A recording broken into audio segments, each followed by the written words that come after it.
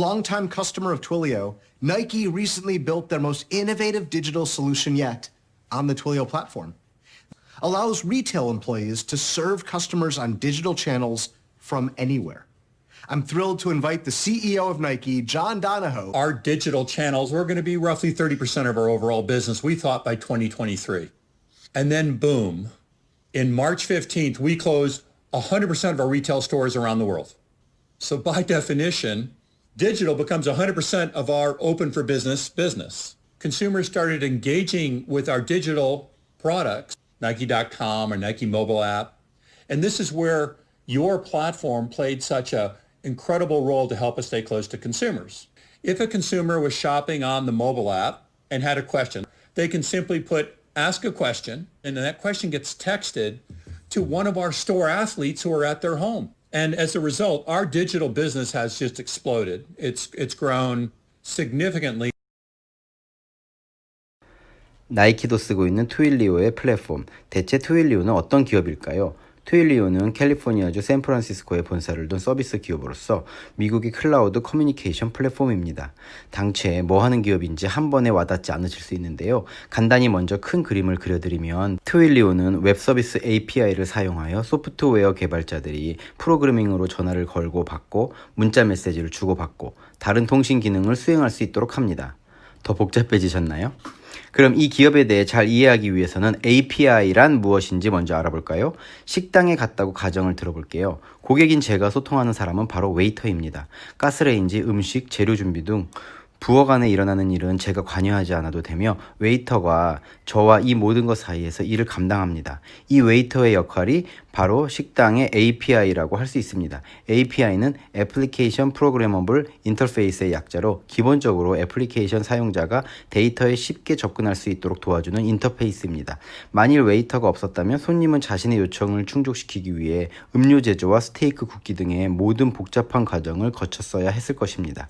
API가 담당하는 일 중에 예 중 하나는 주문한 음식이 언제쯤 나오는지에 대해 물으면 웨이터가 확인해 알려주는 것입니다. 내가 직접 부엌에 가보지 않고 말입니다. 또 다른 예는 애플의 날씨 프로그램은 3자 날씨 API를 사용하여 돌아갑니다. 애플이나 구글에서 전 세계에 온도 센서를 설치해 놓을 필요 없이 애플은 더 웨더 채널의 API를 사용하여 이 정보를 얻고 있습니다. 요리법, 노래가사, QR코드, 지도 등 현재 많은 서비스들 중 API를 사용하지 않는 서비스는 거의 없다고 보시면 됩니다. 기업 가치를 살펴보면 현재 트윌리오의 시가총액은 410억 달러, 주가는 11월 7일 기준 292.13달러입니다. 올해에만 주가가 자그마치 161% 상승했어요. 과거 전통적인 기업의 커뮤니케이션 방식은 사내 고객 관리 부서를 따로 만들어 일일이 전화, 이메일을 주고받는 것에 머물렀다면 이제는 트윌리오 플랫폼으로 굳이 시간과 돈을 들이지 않고 고객 응대가 가능해졌습니다. 트윌리오는 문자나 전화, 이메일, 앱 알림, 인증번호와 같은 고객과의 실시간 소통을 중간에서 대신 맡아 처리하는데 트윌리오 API 플랫폼을 적용하기만 하면 어느 환경에서나 이용할 수 있습니다. 그럼 이 모든 정보를 저장할 장소가 있어야겠죠? 트윌리오는 클라우드 기반이라 했는데 어떤 클라우드를 이용할까요? 트윌리오는 아마존 웹서비스 AWS라는 거대 클라우드를 활용합니다. 이것이 트윌리오가 초기 시설 비용을 줄일 수 있었으며 글로벌 환경에서 강점을 가지는 이유입니다. 트윌리오 최고 경영자 제프 로스는 2016년 AWS 리인벤트 프레젠테이션에서 트윌리오가 글로벌 시장으로 확장함에 있어서 AWS 클라우드가 큰 동력을 불어넣어줬다고 평가했습니다. 클라우드의 중요성 및 장점은 뭘까요? 트윌리오는 자사의 홈페이지에서 자사의 플랫폼을 클라우드 커뮤니케이션 플랫폼이라고 소개하는데 클라우드 커뮤니케이션 플랫폼은 프로그래밍 언어에 상관없이 일괄 적용 가능하며 단순히 계정만 있으면 전 세계 어느 곳에서나 고객 커뮤니케이션이 가능하다고 소개합니다. 2008년 설립된 트윌리오는 매년 급속한 성장을 거듭해왔는데 트윌리오는 매년 50%가 넘는 매출 증가율을 기록했죠. 트윌리오는 자사를 코로나 바이러스 확산으로 인한 수혜 업종으로 분류하기도 했는데요. 올해 6월 트윌리오가 발표한 코로나 바이러스 대응 보고서에 따르면 2,600여 개 기업 중 96%가 팬데믹으로 디지털 커뮤니케이션 전환이 가속될 것이라고 응답했고 또 97%의 기업들은 최대 6년까지 디지털 커뮤니케이션 방식으로의 전환이 앞당겨졌다고 답했습니다. 최근 트윌리오가 창업기업인 세그멘트를 32억 달러에 인수했습니다. 인수대금은 트윌리오의 주식으로 전액 지급한다고 합니다. 세그멘트는 세계 최고의 고객 데이터 플랫폼 CDP, 컨슈머 데이터 플랫폼입니다. 2만 개 이상의 회사가 세그멘트를 사용하여 실시간 결정을 내리고 성장을 가속화하며 매력적인 사용자 경험을 제공하고 있습니다. CDP는 마케터가 직접 조작이 가능하며 고객의 다양한 접점 채널에서 최적의 마케팅 활동을 구성할 수 있는 통합된 고객의 데이터베이스입니다. 즉 고객을 단순하게 파악하기보다는 개개인에 대한 데이터를 기반으로 전방위로 이해하여 원하는 것을 알아내고 이에 맞추어 광고 콘텐츠를 노출시키거나 제품에 대한 체험을 신청하도록 하여 자연스럽게 원하는 결과를 효과적으로 낼 수 있도록 하는 플랫폼이 CDP라고 할 수 있습니다. 세그멘트가 트윌리오에게 인수됨에 따라 다양한 경로에서 확보되는 고객 데이터 이동을 트윌리오가 통제할 수 있게 됐고, 이에 커뮤니케이션 API에 머물렀던 트윌리오가 고객의 서비스 사용 경험에까지 도달할 수 있게 되며 사업 영역이 자연스럽게 확대될 것이라는 점입니다.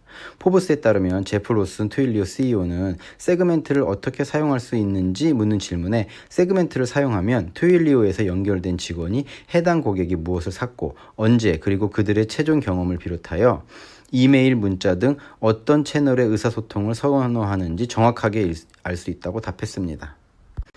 이어 그는 이번 세그멘트 인수가 고객 서비스 마케팅, 분석, 제품 및 영업 전반에 걸친 영향력 있는 고객 참여를 창출할 수 있다고 말하며 세그멘트 데이터 플랫폼에 추가적인 툴을 구축할 계획이라고 밝혔습니다. 한편 트윌리오는 지난 2018년 이메일 서비스 회사 샌드그리드를 20억 달러에 인수하며 이듬해인 2019년 고객이 2배 이상 증가하는 성과를 거둔 경험이 있습니다. 이번에는 그럼 유료 사이트인 시킹알파 10월 27일 기사 한번 볼게요. 제목은 지속적인 성장이 예상되는 트윌리오.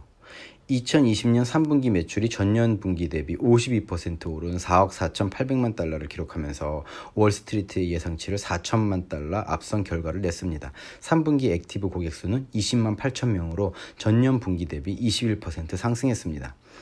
4분기 기업 경영질 매출 가이던스는 4억 5,200만 달러로 월스트리트 예상치인 4억 3천만 달러보다 앞선 수치로 세그멘트 인수의 영향은 포함되지 않은 수치입니다. 이 액수는 전년 분기 대비 37% 상승한 판매 액수인데 그렇게 놀랄만한 숫자는 아닙니다.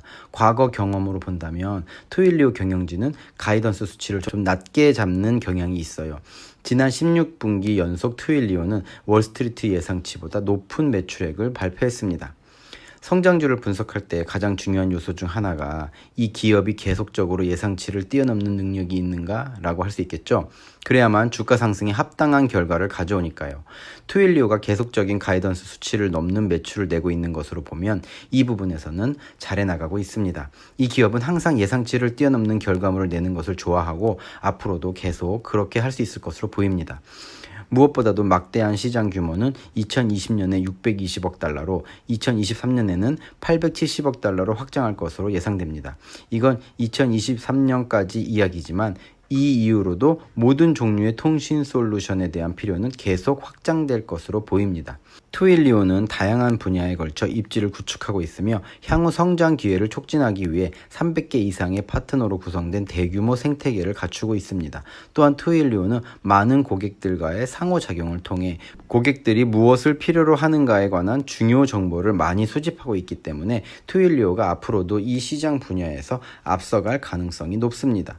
동사는 최근 인베스터데이의 향후 4년간 30%의 연간 매출 증대를 목표로 하고 있으며 장기적으로 20% 내외의 영업이익을 낼 것이라고 밝혔습니다. 트윌리오 주가는 높지만 투자자들에게 확실한 수익을 전달하기 위해 주가가 저렴할 필요는 없습니다. 트윌리오는 여전히 이 분야에서 최고의 주식 중 하나로 남아있고 경영진의 경영은 신뢰가 가며 이 회사는 향후 몇 년 동안 지속적인 성장을 할 수 있는 여지를 많이 가지고 있습니다. 오늘은 트윌리오에 대해서 알아봤습니다. 현재 당기순이익은 마이너스지만 EPS는 플러스를 유지하고 있고 위에 기사에서 말씀드렸듯이 16분기 연속 예상치를 뛰어넘는 EPS와 매출을 보이고 있습니다.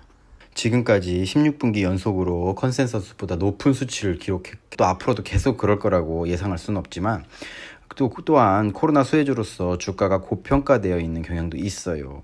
하지만 시장 규모도 커지고 있고 대규모 생태계를 앞으로 갖춘다면 당장은 주가가 어떻게 될지 아무도 예상할 수는 없지만 장기적으로는 우상향할 것으로 예상됩니다. 오늘도 시청하여 주셔서 감사합니다. 다음에도 더 유익한 영상으로 찾아뵙겠습니다. 감사합니다.